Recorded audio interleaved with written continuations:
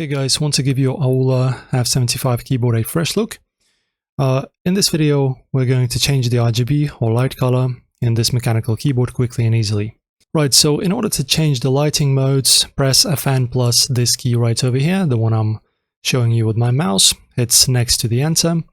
You can also cycle through built-in lighting effects like wave, ripple, breathing, or static color. When you're in a static or reactive mode, you should press Fn plus right arrow to change the RGB color.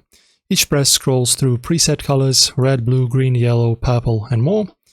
If you want to adjust brightness, use Fn plus up or down arrows to increase or decrease brightness to your liking.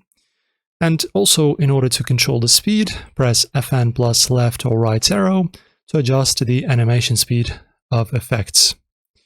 And that's pretty much it, very easy. Now you can change your Aula F75's RGB to match your vibe anytime. Found this helpful? Like the video and comment your favorite color mode, and thanks for watching.